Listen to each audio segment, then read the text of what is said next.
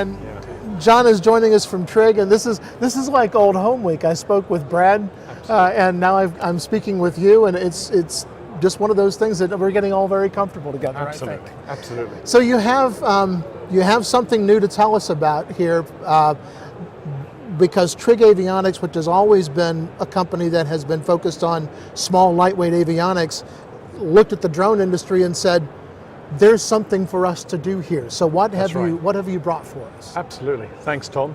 Yeah, we have an expertise in certified avionics, particularly around transponders with ADS-B technology, and we've been working for some years to show that our technology is totally compliant and ready for 2020. We're working internationally as well, and we're very excited at the show to have a new product called the TT26. Our pitch is that as UAS operators and manufacturers develop their products and technology, it's good that in the future they'll be able to adopt the best airspace surveillance standards that exist.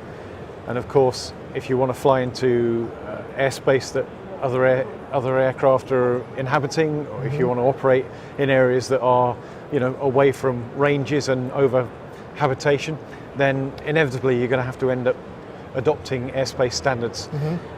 So the TT26 is our solution in one single box. It provides a UAS operator the capacity to fit a transponder that's 1090 out, extended squitter. It's TSO C166B, which is the highest performance standard.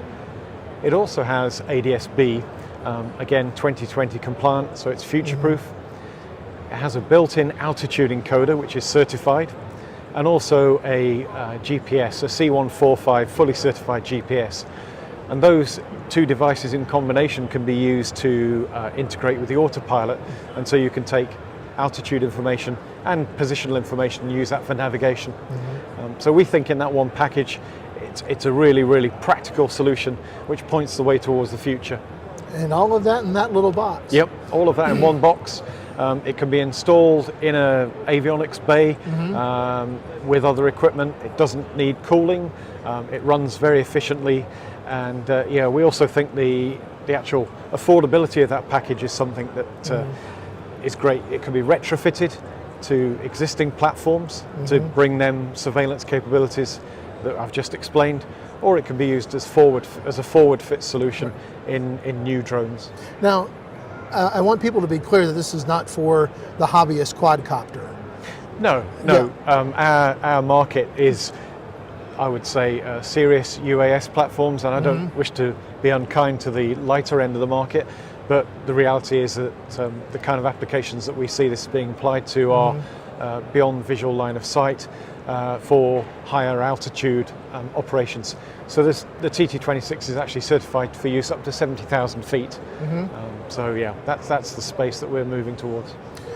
Why is it important for drones to be able to be basically seen in that way? Because we're all talking about sense and avoid technology, we're talking about a lot of things that are trying to make this safer. Where does this device come in the safety spectrum to make it so that there can be integration into the national airspace? Yeah. Obviously, see and avoid technology could include, I was talking to a guy last night from one of the universities here in America who was explaining radar technology, fascinating, and obviously he could see the sense of see and avoid technology for near field threats, wires or birds or other objects. However, what this device provides in combination is a complementary capability of being seen within the national airspace infrastructure.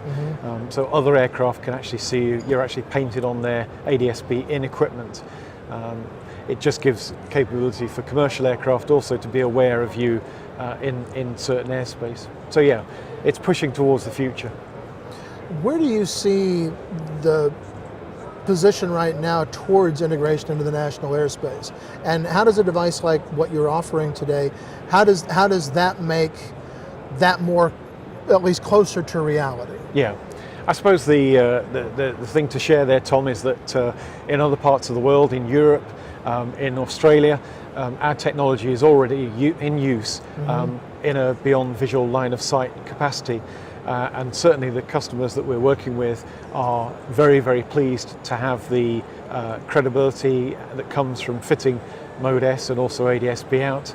It also gives their operational capability that edge, which helps in terms of getting a safety case together and proving that their operations meet the confidence of regulators and sort of local operational circumstances. So is this your first foray into the unmanned space? No, it's not. No, we've actually had radio products that we produce, and also our compact transponder line has also been used in UAS platforms for some time. But this is the first time that we can offer a solution that has 4 certified products in one box, which clearly has advantage in terms of weight and space. Where do you see this kind of technology going, John? If you had a crystal ball, you could look into the future and say, here's what we ought to be working on in a general sense, and I don't want you to give away Sure. any company secrets, but in a general sense, where do you see this technology going a year, 2 year, 5 years down the road? I think there will come a time where standardization of protocols will be common to GA, but also start to be reflected and adopted by UAS operators. And we know that airspace authorities and air traffic controllers appreciate the benefits of Mode S and ADS-B. So I think that's something that's not going away, and I think that's something that the industry will see as a boon and a benefit in time to come. And you're saying, you said that that's already more widely accepted in Europe and Australia. The US is kind of lagging behind a little bit. Well, I think the operational opportunities that those countries have given to be able to develop UAS technology has allowed beyond visual line of sight operations, not in a completely unfettered way, of course, but to the extent that they have been useful proving grounds for the way in which the technology is heading, allowing UAS platforms to operate with a little bit more freedom. I'm absolutely certain that this industry will push and the boundaries will change and things will develop and evolve in a very positive fashion. Well, John, it's always great to talk with you. We really appreciate you stopping by and bringing us your latest technology, and we have a great time chatting with you, not only here, but at the booth as well. So Thanks, Tom. Thank you very much for stopping by. We really appreciate it, and we'll see you soon. That's great. Thank you very much. Thank Cheers. you very Thank much. you.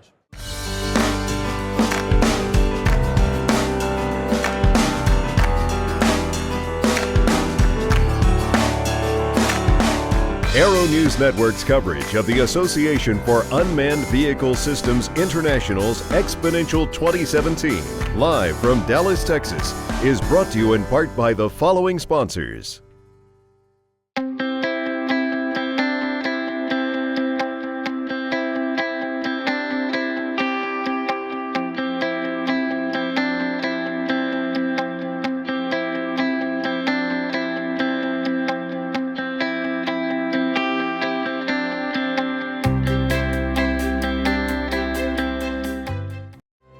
Let Patrick Neal and Associates provide the legal expertise needed to navigate the commercial UAS industry.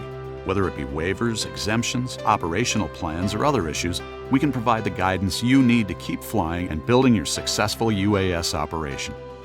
www.droneattorneys.us.